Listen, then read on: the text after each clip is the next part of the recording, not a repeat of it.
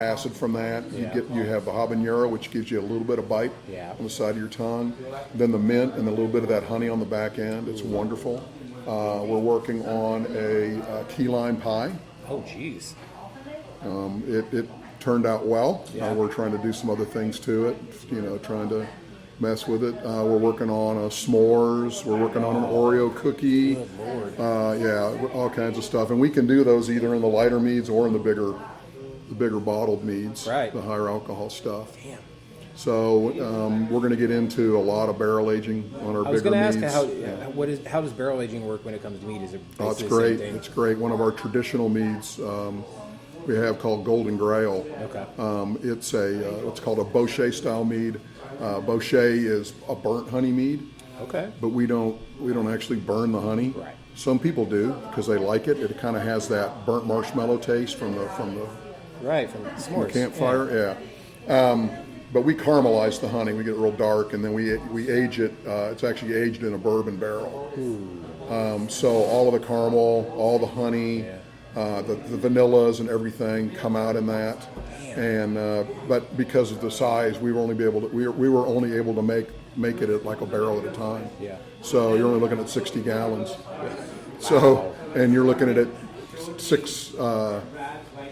you're looking at about 8 months of aging and about 6 months of bottle aging. So it's obviously a nice weighted, but it's worth it. Yeah. Well, our new facility will be able to dedicate all of our old fermenters to just making traditional meads. Oh, that's awesome. And we'll be able to rack and stack 10, 20 barrels. Yeah. You have an own aging room. So we can make as much as you want. Plus, it's an unair conditioned warehouse. So we're going to get the heat, we're going to get the cool. So I think we're going to get some really, really cool, tastes out of them. So and then we'll start experimenting with different honeys to do that. And but we've got probably 6 to 8 of the big traditional meads. We get them in, we bottle them, and they're gone in a month. Yeah. And then we're like, what do we do now? So our new facility will be able to handle all of that. That's amazing. Yeah. Now, when you're the first in a city or area to do something, reception can be both ways, really, either good and bad. You were the first meadery here in the Metroplex. What was the reception when you guys did open? And I mean, I doubt there was very much backlash, but I just imagine there's probably some confusion again because some people don't really know what mead is. So, being the first, what was it like opening the meadery? Yeah, so we went through all that. What kind of marketing do we do? Of course, we're going to do social marketing. Of course. We're going to make sure we're listed as in breweries within the Google world and everything else. We were buying Google ads to get the word out within our area, and then the fun thing was we got several different reporters, people looking for stories, new things going on in the beer entertainment world, and they saw us, So we got D Magazine came in and did an exclusive of us. We had the Observer come in and they did a fold out. The Dallas Morning News came in and put us in their entertainment section in the middle. That's cool. Yeah, so we've got everything on our wall of fame back there. Oh yeah. So that of course really boosted people, because they're going, what is this? So that really kind of got us going, and ever since then it's been mostly word of mouth and again the social media stuff.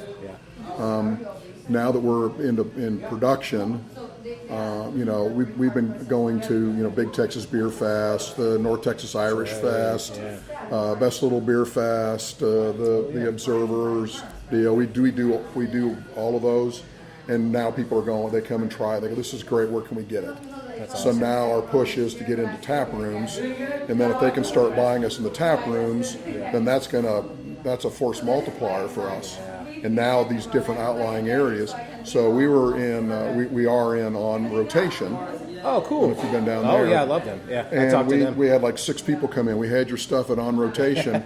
You had 1 there. You got 12 here. Let's go. Well, plus you're getting people from other cities and states and maybe even countries. I mean, not countries because love field, but you're still getting people from outside of Texas that are trying your stuff. So yeah. That makes sense. So that's been really good. We're at about a 90% uptake for every call we make, getting a keg in. Okay. So I think we're in 20 tap rooms now, That's awesome. and we started 3 weeks ago. I figured we'd be in 5, Yeah. So we're getting great reception. Of course, we were very fortunate, although I tend to say it was hard work. We've been going after the Scarborough Fair As you should. for a couple of years, and we got them this awesome. year. So we did 8 weeks out there, 2 flavors. One we private labeled for them. 8 weeks? Yeah, 8 weeks, every weekend for 8 weeks. I didn't realize that. I think it was 8 weeks long. Holy shit. Okay.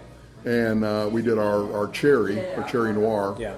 And so now, as we do social media pushes for our tap rooms, the Scarborough people, our social media people are seeing them, and they're getting really good reception for people coming in because they want to know where to get that mead from the Scarborough. Yeah, so cool. that's helped us a lot. Oh, I would say so, yeah. We're going to be picking up another Ren Fair here in the state of Texas and East Texas. They've been in, and we're working out the details on that. So say we got it. I think we're in pretty good shape to get it.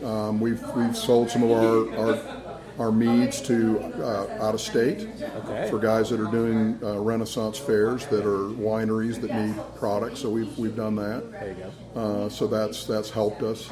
And then we just keep getting in more and more trouble. Now, we touched on when I first showed up, but you guys, like you just talked about, you guys are distributing now. How is that process going? Because you are doing it yourself, and I know some people, I mean, there's good and bad things when it comes to distributing yourself, but what are some of the highlights for you when it comes to actually getting it out there yourself? Yeah, so we've got one sales guy. Wow. Yeah. To start, like I said, we're just going. We've got to build. We've got to build up. Of course. Our sales, because now we're paying rent in 2 places, electric bill in 2 places, gas bill in 2 places. Yeah. So we've got to we're letting him get that ramped up and getting the sales in, and you can call on 3 or 4 places on a Tuesday, Wednesday, and Thursday. Oh yeah. So I mean, you got that's almost 15 calls. So. And then when we go to deliver, if there's another tap room in the area that we haven't been and we're not in, we've delivered one place, we'll go see them. Yeah. And try to schedule an appointment and a tasting and that kind of stuff. So that's kind of how we've been doing it. And we're trying to be super flexible. Yeah. So if somebody needs something, we'll get it to them.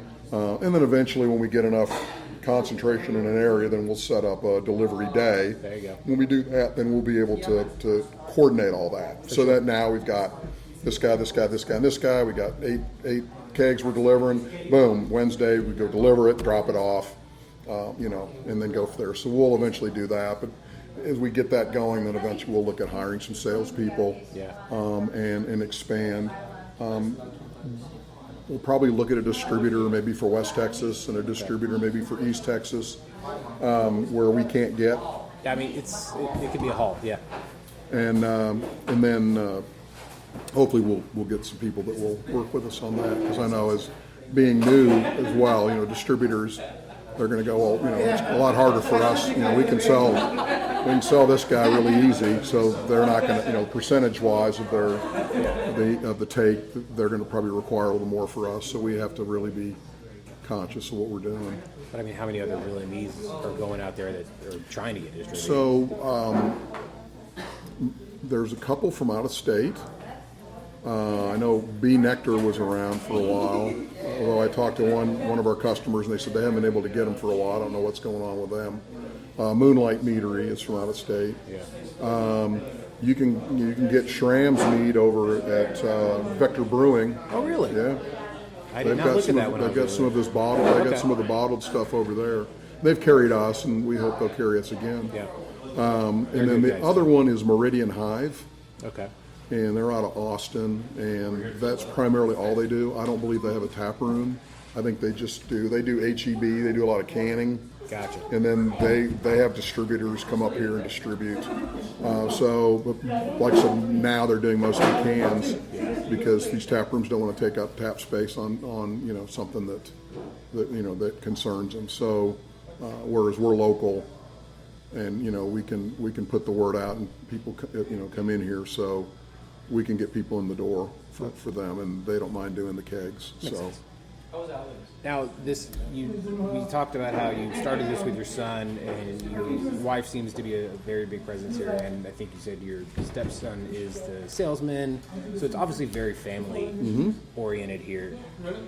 How do you guys is there a break? Is there like something where you guys had to have a code word as to be like, okay, we're not talking about business anymore? Like, how does all that work? Yeah, safe word. Yeah.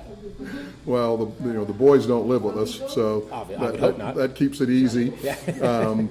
No, I would say if anything, sometimes we neglect the communication we should be having. Gotcha.